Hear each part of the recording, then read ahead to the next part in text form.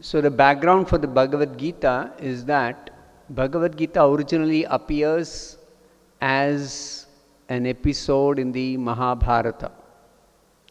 Mahabharata is described as the history of Greater India. Formerly, the whole earth was ruled by the king whose capital was Hastinapura. So Mahabharata describes the events leading to this discourse of Bhagavad Gita being spoken by Krishna to Arjuna. It describes how Dhritarashtra and Pandu were brothers born in the Kuru dynasty, descending from one king, famous king Bharata, a former ruler of the entire earth. And Dhritarashtra, the elder brother, was blind by birth, so he could not ascend the throne. And the younger brother Pandu became the emperor of the world. But Pandu died at a very early age, leaving behind 5 sons who were minors at the time of Pandu's death. So Dhritarashtra became the caretaker king till Yudhishthira, the eldest son of Pandu, came of age.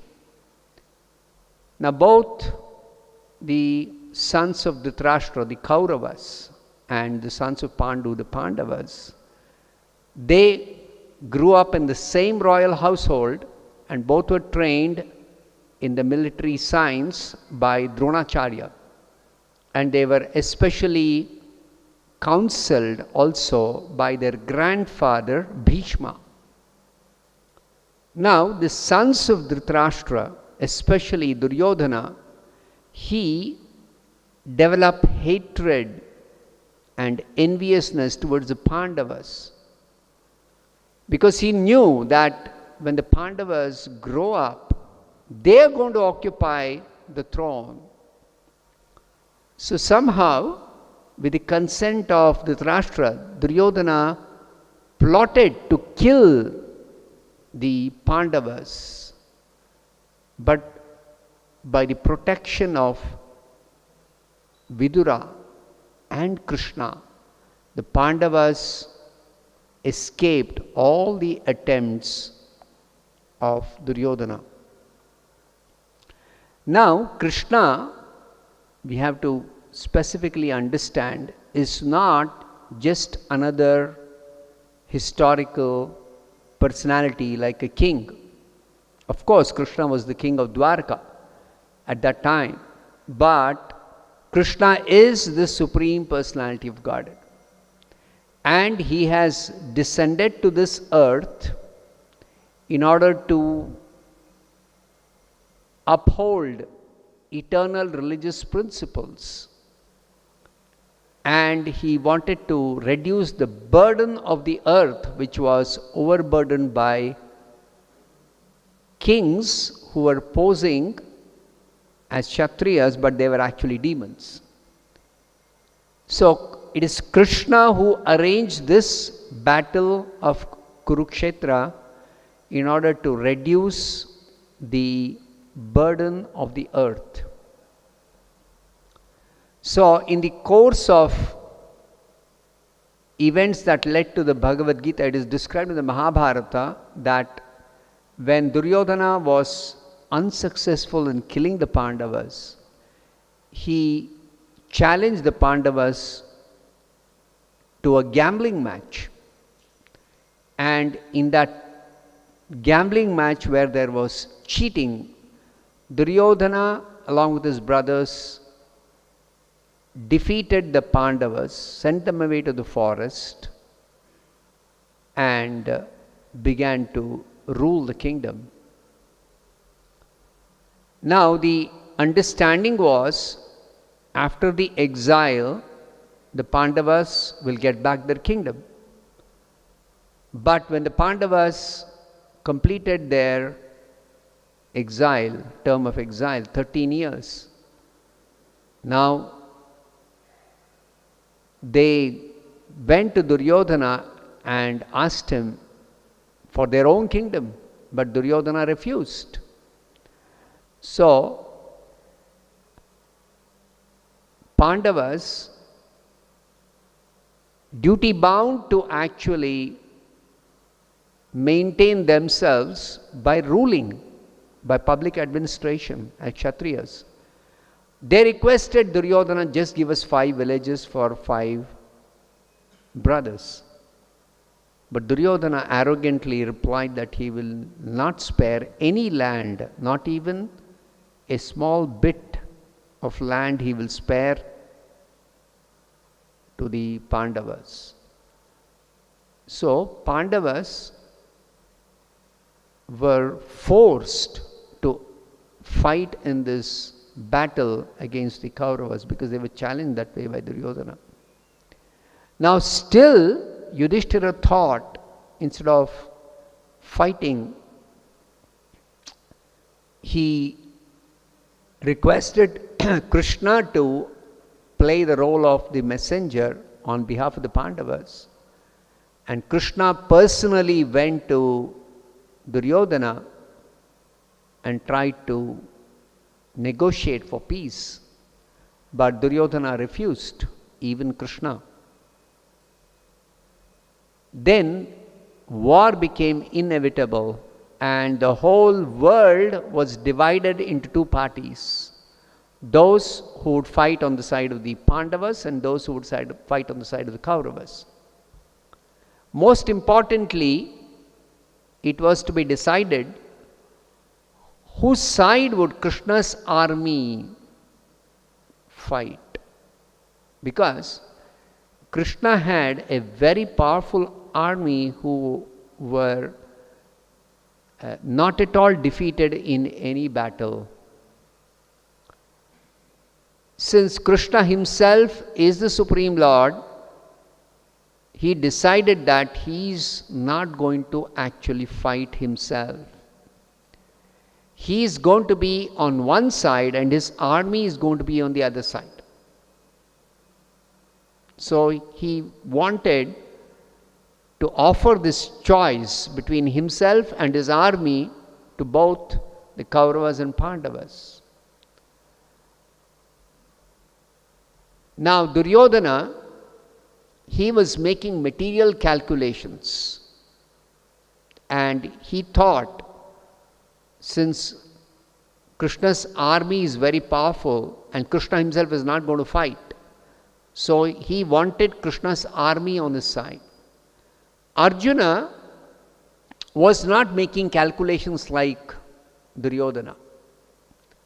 Arjuna wanted Krishna on his side. So when Arjuna chose Krishna, Duryodhana was very happy to have Krishna's army on his side. And Arjuna was actually also very happy to have Krishna on his side. Because Arjuna knew that it is important to have Krishna rather than his army. So this is where both the armies have assembled to fight and the Bhagavad Gita begins. So the Bhagavad Gita begins with a question by Dhritarashtra. Dhritarashtra's question is being asked to his secretary Sanjaya. Dhritarashtra is sitting in Hastinapura. The battle is arranged to be fought in Kurukshetra. Because Sanjaya was a student of Vyasadeva, disciple of Vyasadeva. So by Vyasadeva's mercy, Sanjaya was able to envision the battlefield sitting in Hastinapura. And thus Sanjaya was describing to Dhritarashtra the events that were happening on the battlefield of Kurukshetra. So Dhritarashtra's inquiry was, after assembling in the place of pilgrimage at Kurukshetra, Dharmakshetre Kurukshetre. He particularly mentions Kurukshetra, the place where the battle is going to take place, as Dharmakshetra, a place of pilgrimage. He is asking Sanjaya, being desirous to fight, what did my sons and the sons of Pandu do? This is because Dhritarashtra is very anxious about the outcome of the battle. And he knew that the holy place will have a favorable influence on the Pandavas, because Pandavas were very virtuous. Still, he was hoping that somehow his sons will win the battle. And Sanjaya, in reply to Dhritarashtra's question, he began to narrate the different incidents that were taking place on the battlefield of Kurukshetra. So Sanjaya began to describe the situation that both the armies have assembled, yes.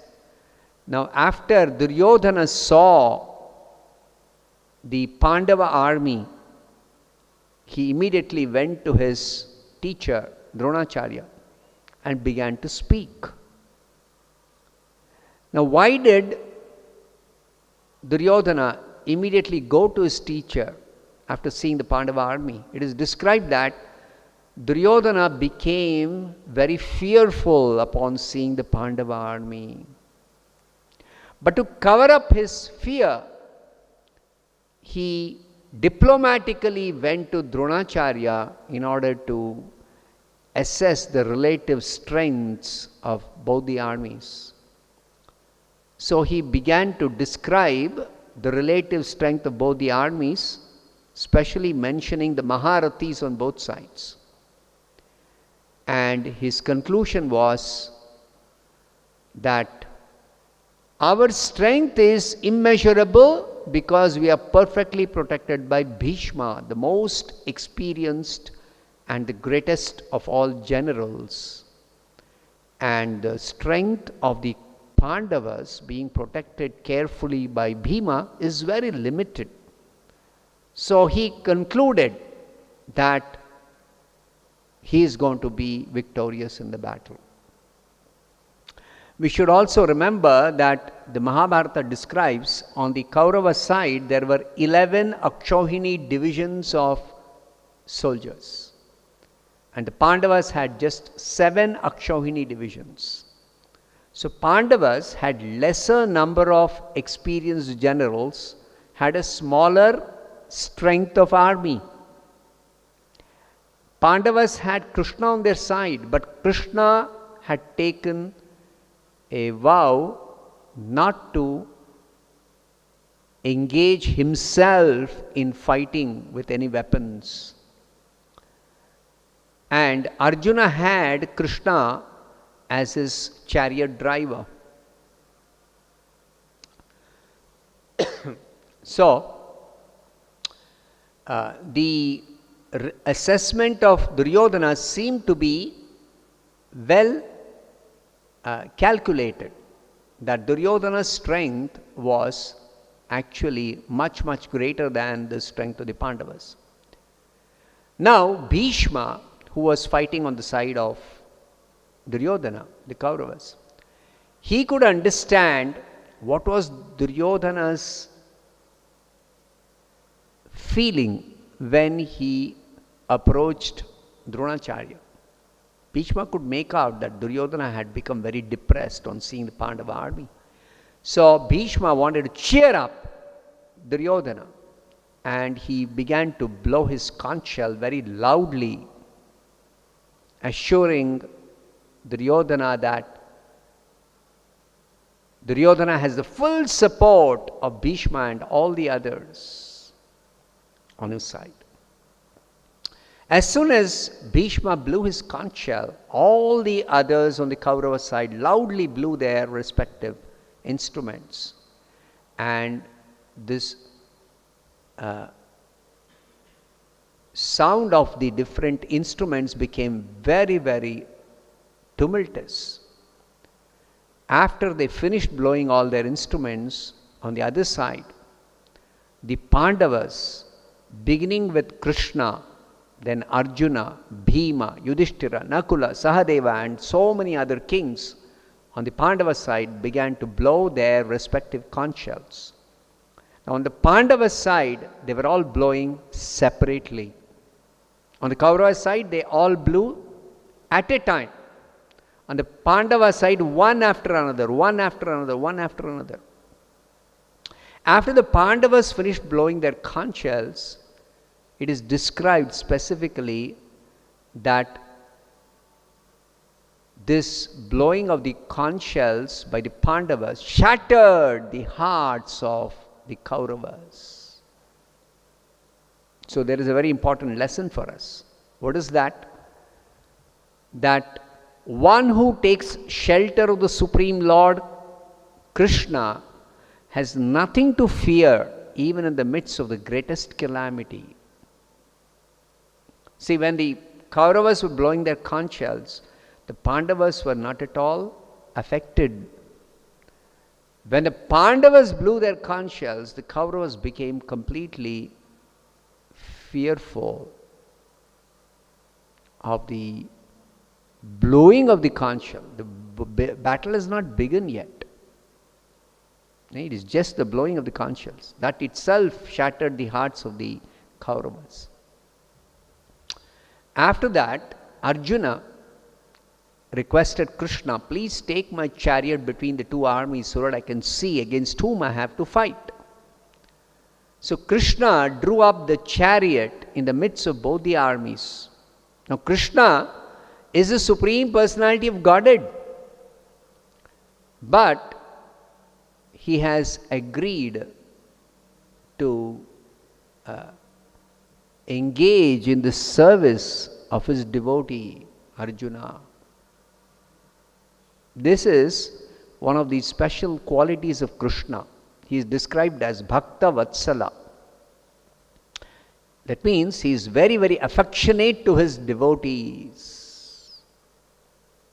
But we should always remember that Krishna, as the Supreme Lord, even though he accepts a subordinate position to anybody, to his devotee even, his position is unchanged.